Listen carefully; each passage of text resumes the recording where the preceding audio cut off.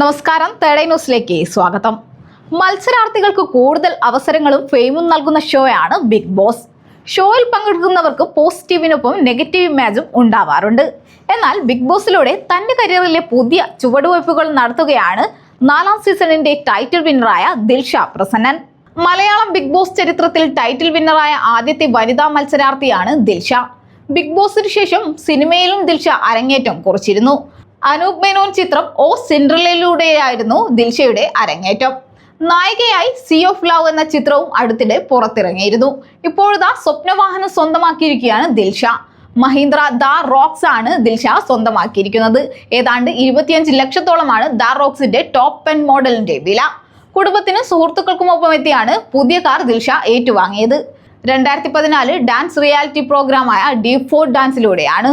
മികച്ച പ്രകടനങ്ങളിലൂടെ ശ്രദ്ധ നേടിയ ദിൽഷ ആ സീസണിലെ 5ാം സ്ഥാനത്തെത്തി. എന്നാൽ ദിൽഷ പിന്മാറിയില്ല. തുടർന്ന് D4 ഡാൻസ് റീലോഡഡ് എഡിഷനിലും വീണ്ടും മത്സരാർത്ഥിയായി എത്തി കിരീടം നേടി.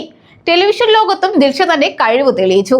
അവർ അഭിനയിച്ച കാണാക്കൺമണി എന്ന ടെലിവിഷൻ സീരിയൽ ഏറെ പ്രേക്ഷക പ്രശംസ നേടി. മികച്ച അഭിനയത്തിനുള്ള അംഗീകാരമായി 2016 ഏഷ്യാനെറ്റ് ടെലിവിഷൻ അവാർഡിൽ മികച്ച അഭിനേത്രി അവാർഡ് ദിൽഷ സ്വന്തമാക്കി. 2017 ദിൽഷ ഡെയർ ദി ഫിയർ എന്ന റിയാലിറ്റി ഷോയിൽ പങ്കെടുത്ത് ഫൈനൽ റൗണ്ടിലെത്തി. തന്റെ ധൈര്യവും ആത്മവിശ്വാസവും വീണ്ടും തെളിയിച്ചു.